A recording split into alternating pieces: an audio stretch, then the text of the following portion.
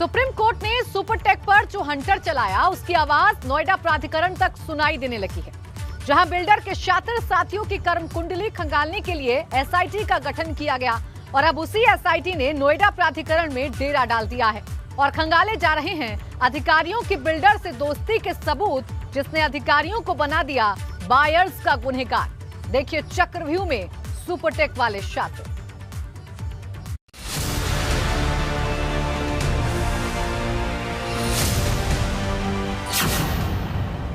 Buyers के वो सफेद पोश गुनहगार,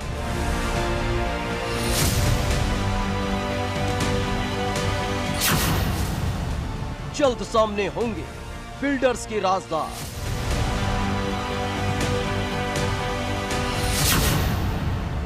अधिकारियों पर एसआईटी का कसा शिकंजा।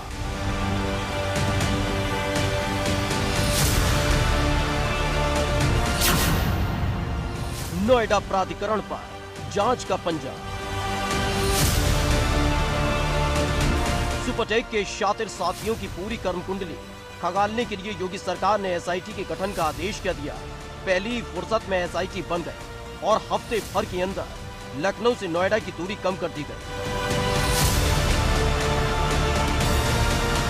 नोएडा प्राधिकरण के अधिकारियों की कारगुजारी पर जब सुप्रीम कोर्ट ने टिप्पणी की, उसके बाद से ही बुरे दिन शुरू हो गए, क्योंकि एसआईटी पिछले 2 दिन से नोएडा में डेरा डाले हुए है और सरकारी पद पर बैठकर बिल्डर्स को फायदा पहुंचाने वाले अधिकारियों के कारनामों की जांच हो रही है।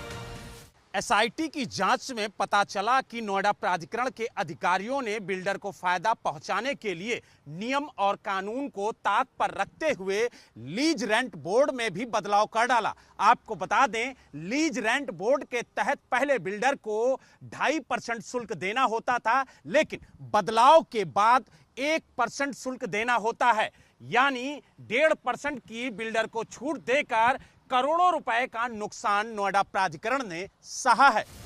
बताया जा रहा है कि इस जांच के दौरान सुपरटेक के एमराल्ड कोर्ट मामले में एसआईटी के हाथ कई अहम सबूत लगे हैं। 2006 में एमराल्ड कोर्ट प्रोजेक्ट के नक्शे में बदलाव किया गया। उस दौरान यानी 2006 में संजीव सरन थे प्राधिकरण के सीईओ। इसके बाद 2009 में एक बार फिर प्रोजेक्ट का नक्शा बदला गया और उस दौरान यानी 2009 में प्राधिकरण के सीईओ मोहिंदर सिंह थे। 2012 में प्रोजेक्ट के नक्शे को तीसरी बार फिर बदला गया और इस दौरान यानी कि 2012 में नोएडा प्राधिकरण के सीईओ कैप्टन एस के द्विवेदी थे। सिर्फ यही नहीं, जांच में कई और अहम खुलासे हुए हैं, जिसमें पता चला है कि बिल्डर को फायदा पहुंचाने के लिए नियम कानून ताक पर रख दिए गए। लीज रेंट बोर्ड शुल्क को कम कर दिया गया, 2.5% से 1% किया गया लीज रेंट बोर्ड शुल्क। ग्रुप हाउसिंग परियोजना में भी बड़ा बदलाव किया गया। बिल्डर को सीधा फायदा पहुंचाने के लिए नोएडा प्राधिकरण के अधिकारियों ने ग्रुप हाउसिंग परियोजना में भी बदलाव कर डाला और ये बदलाव 2009 में किया गया, जब नोएडा प्राधिकरण के सीईओ मोहिंदर सिंह थे। आपको बता दें, इस परियोजना के तहत पहले बिल्डर को भूमि पंजीकरण के लिए 10% शुल्क जमा करना होता था। उसके बाद भूमि आवंटन के समय 20% पैसा जमा करना होता था और बाकी 3 सालों तक उसे सिर्फ इंटरेस्ट देना होता था। उसके बाद 7 सालों में उसे 10 किस्तों में बकाया राशि जमा करनी होती थी। इस परियोजना के बदलाव में करोड़ों रुपए का बकाया आज भी प्राधिकरण झेल रहा है। इस तरह से बिल्डर को तो फायदा पहुंचाया जाता रहा, लेकिन दूसरी तरफ नोएडा प्राधिकरण को करोड़ों का चूना लगता रहा।